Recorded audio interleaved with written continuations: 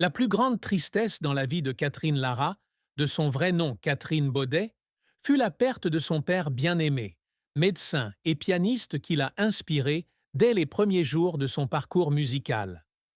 Née le 29 mai 1945 à Poissy, Yvelines, France, dans une famille à la riche tradition musicale, Lara grandit auprès d'une mère violoniste et d'un père amateur d'art. Selon un article de Voici.fr, son père était non seulement son guide spirituel, mais aussi celui qui l'a encouragé à poursuivre le violon dès l'âge de 5 ans. À sa mort, Lara est tombée dans une profonde dépression, ayant l'impression d'avoir perdu une partie importante d'elle-même. Dans une interview accordée à France Inter en 1987, elle confiait qu'elle pleurait chaque soir, serrant dans ses bras le violon que son père l'avait entendu jouer, regrettant de ne pas pouvoir lui dire qu'elle l'aimait plus. Cette douleur s'exprime dans des chansons comme Nuit magique, où elle semble transmettre de profonds sentiments de perte. De plus, le fait d'être ouvertement gay dans une société française conservatrice des années 90 lui a également causé un traumatisme mental, car elle a dû faire face à la discrimination et à l'aliénation de certains membres de sa famille et de certains collègues. Malgré la force avec laquelle elle l'a surmontée, cette tristesse reste une cicatrice qui ne guérira jamais dans son cœur. La carrière de Catherine Lara est un voyage de plus de 5 décennies, du prodige du violon à l'icône pop-rock française et néoclassique, avec des succès brillants mêlés à des échecs cuisants.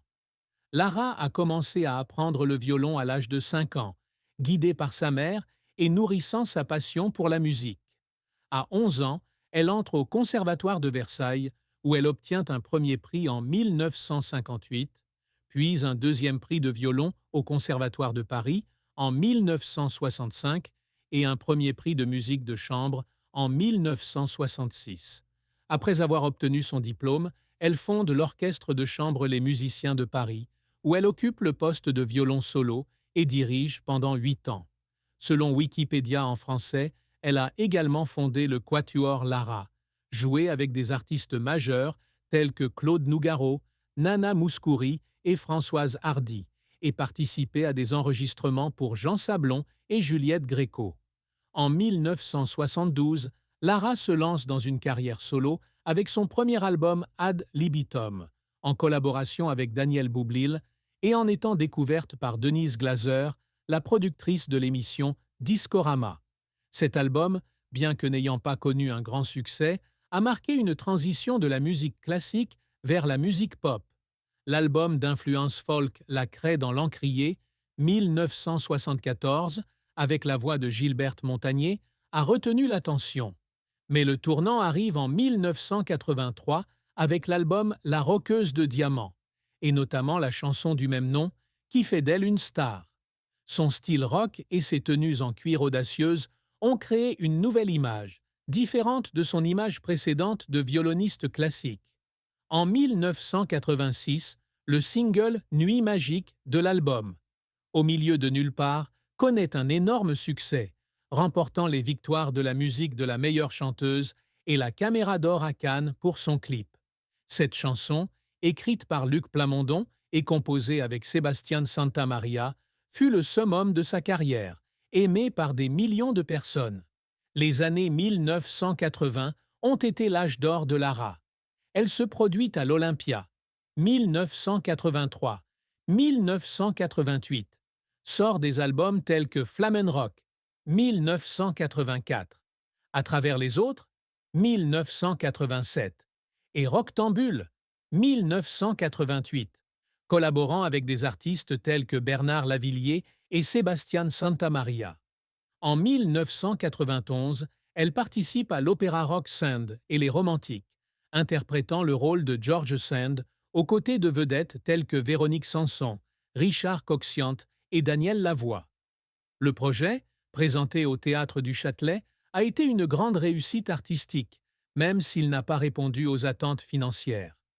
Lara a également composé la musique de nombreux films tels que Docteur Françoise Gaillan, 1975, L'Homme rebelle, 1980, et La Triche, 1984, affirmant son talent polyvalent.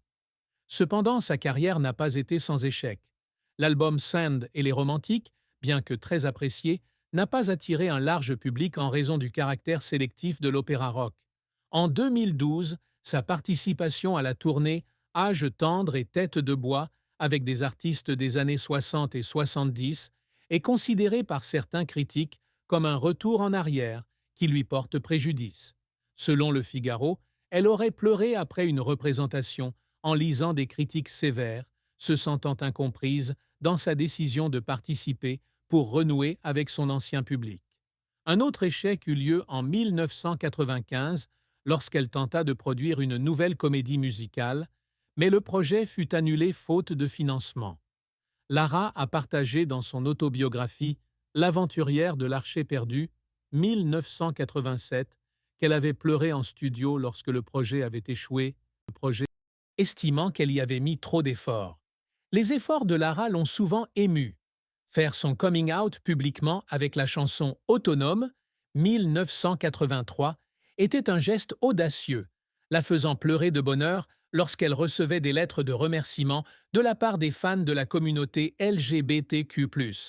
En 1988, la performance à l'Olympia a été enregistrée dans Lara Live 88 comme le moment où elle a pleuré sur scène parce qu'elle a ressenti l'amour du public. Elle a également passé des années à apprendre comment intégrer le violon dans la musique pop-rock, un processus difficile qui l'a aidé à faire sa marque. En 2000, l'album Aral, œuvre entièrement instrumentale, démontre son innovation constante, même s'il n'obtient pas un grand succès commercial. La triste fin de la vie de Catherine Lara et sa décision d'annoncer sa retraite du chant en 2023, marquant la fin d'une partie importante de son parcours musical. Selon Voici.fr, dans une interview, elle a partagé que sa santé et son désir de se concentrer sur la composition l'ont amenée à prendre cette décision difficile. Mais ce qui l'a blessée le plus, c'était le sentiment de ne plus avoir la force de livrer les mêmes performances intenses qu'avant. Elle a pleuré en annonçant sa décision lors d'une petite conférence de presse, ayant l'impression de renoncer à une partie de son âme. Dans un article pour France 2, elle confie que ne pas pouvoir continuer à chanter est un coup au cœur profond, d'autant plus qu'elle a toujours considéré que la scène était son lieu de résidence. Bien qu'elle compose toujours et participe à des projets musicaux, cette fin est un chapitre triste, lui rappelant la fragilité du temps et de l'âge. L'amour et le mariage de Catherine Lara sont une histoire émouvante, avec des joies mêlées de tristesse. En tant que l'une des premières artistes françaises ouvertement gays, Lara a eu de nombreuses relations importantes. De 1990 à 1995, elle a eu une relation avec l'humoriste Muriel Robin, une relation qui a reçu l'attention du public, mais qui s'est terminée par un chagrin d'amour.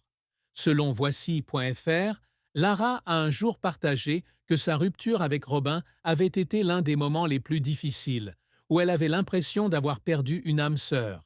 Elle a pleuré de nombreuses nuits, écrivant des mélodies tristes dans l'album Sand et les Romantiques pour surmonter cette douleur. Actuellement, Lara vit heureuse avec sa partenaire Samantha, une relation qui dure depuis plus de 20 ans.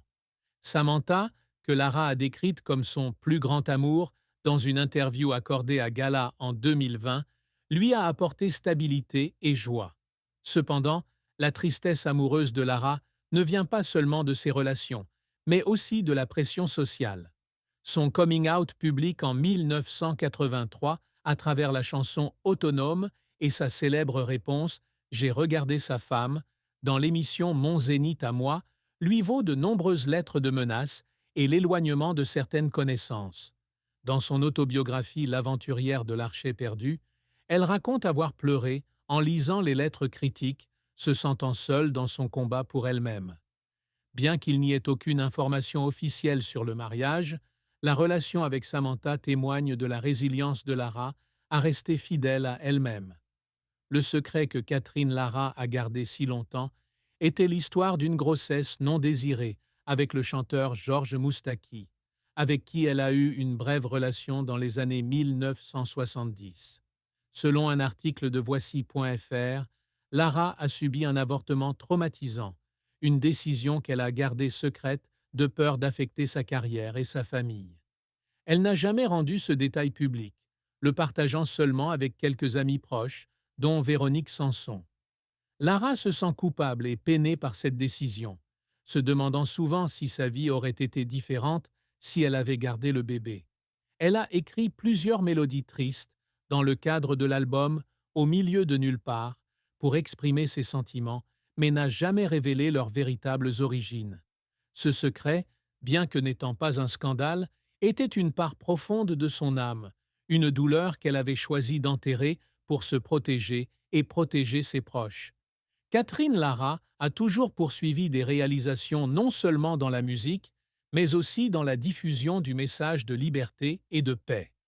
Son plus grand accomplissement a été de devenir une icône de la communauté LGBTQ+ en France, avec la chanson Autonome et son coming out dans les années 80, à une époque où cette pratique était encore fortement stigmatisée. Les Victoires de la musique, 1986, et la Caméra d'or à Cannes pour Nuit magique ont été des jalons, mais elle était surtout fière d'utiliser la musique pour connecter les gens. L'album Aral, 2000, une œuvre instrumentale, était sa tentative d'explorer la musique du monde, en collaboration avec Deep Forest. Elle a également été honorée comme chevalier de l'Ordre des Arts et des Arts